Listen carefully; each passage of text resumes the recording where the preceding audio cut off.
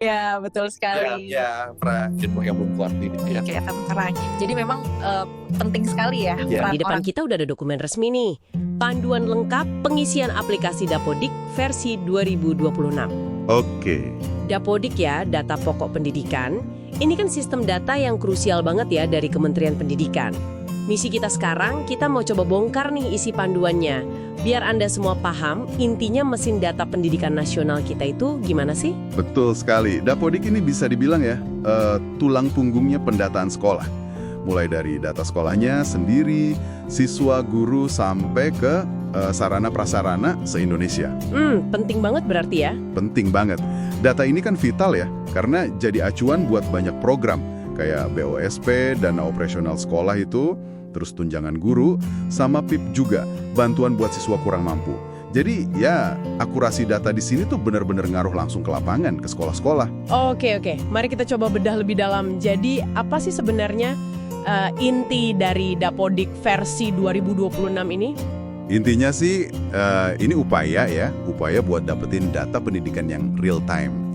Harus lengkap, valid, dan akuntabel juga.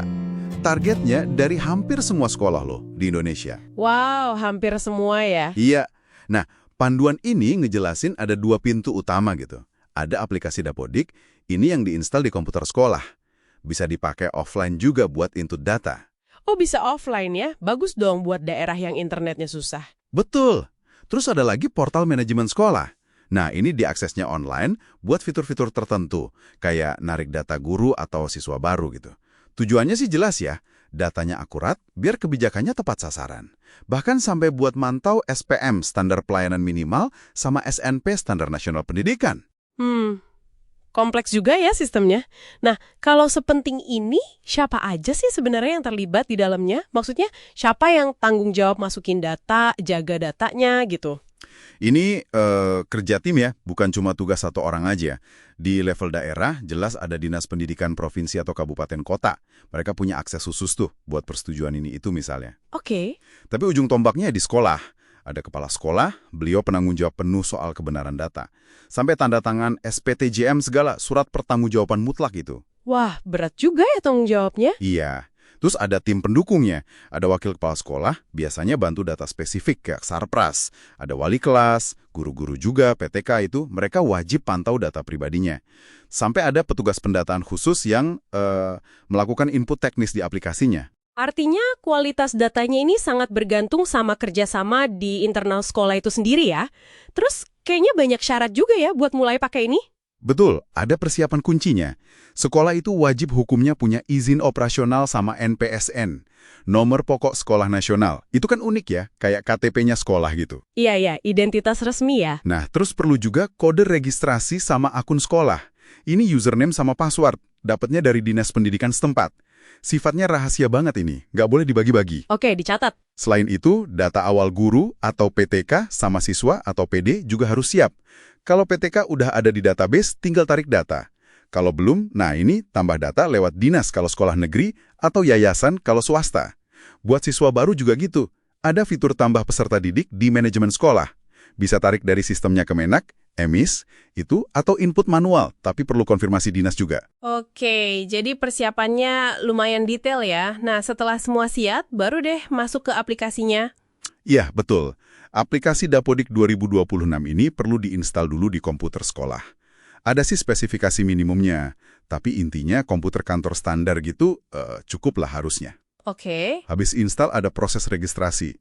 Nah, ini bisa luring, offline, pakai data prefill yang diunduh dulu. Ini solusi bagus buat daerah yang internetnya ya, gitu deh.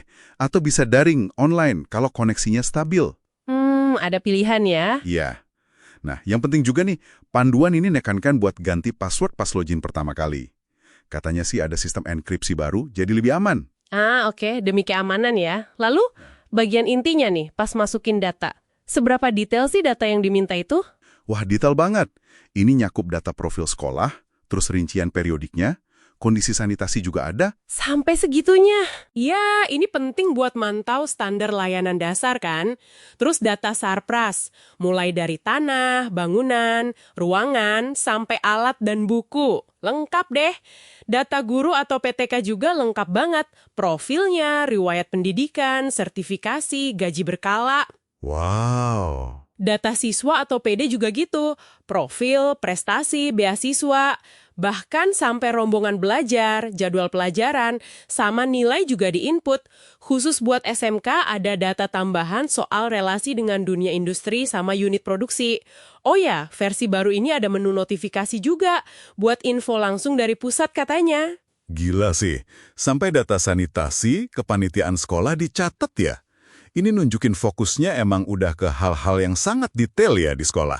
Tapi gimana caranya mastiin data yang krusial banget, kayak identitas sekolah atau NIK siswa, itu nggak salah input? Kan bahaya ya kalau salah. Nah, itu dia. Pinter pertanyaannya. Jadi, untuk data-data yang super penting kayak gitu, misalnya identitas sekolah, NIK siswa, atau NISN, itu perubahannya nggak bisa langsung di aplikasi Dapodik sekolah. Oh, terus gimana? Harus lewat sistem verifikasi dan validasi terpisah. Namanya Verval. Ada Verval SP buat sekolah, Verval PTK buat guru, Verval PD buat siswa. Tujuannya yaitu biar data induk ini konsisten, terjaga, gak gampang diubah sembarangan di level sekolah. Soalnya kan data ini nyambung ke banyak sistem lain juga. Oke. Jadi ada lapis pengamannya lagi ya. Nah, setelah semua data diinput, apakah udah selesai gitu aja? Atau ada langkah lagi? Belum selesai. Ada siklus penting nih setelah input. Pertama, validasi.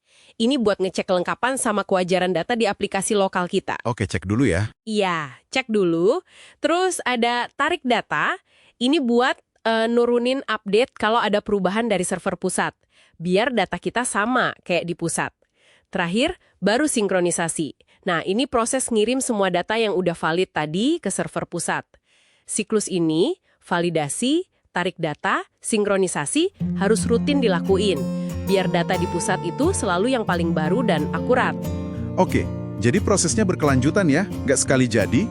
Nah, dari semua penjelasan ini, apa sih artinya semua kerumitan ini buat Anda yang mungkin terlibat di ekosistem sekolah? Panduan Dapodik 2026 ini kan jadinya lebih dari sekedar manual teknis biasa ya? Betul banget. Ini kayak jendela gitu, buat ngeliat gimana sih sistem pendidikan kita ngelola fondasi datanya. Akurasi tiap data yang Anda, yang sekolah inputkan itu, dampaknya gede banget loh ke efektivitas program pendidikan secara nasional. Jadi setiap klik itu berarti ya? Iya, sangat berarti. Nah, mengingat betapa kompleks dan vitalnya data ini jadi memunculkan satu pertanyaan reflektif gitu ya buat kita semua. Seberapa yakin sih kita bahwa ribuan data yang masuk dari seluruh penjuru negeri ini benar-benar presisi, benar-benar cocok sama kondisi nyata di lapangan? Pertanyaan bagus itu. Dan gimana teknologi kayak Dapodik ini bakal terus berkembang ya buat ngejawab tantangan validitas sama akurasi data yang pasti makin tinggi ke depannya. Nah, itu sesuatu buat Anda pikirkan lebih lanjut.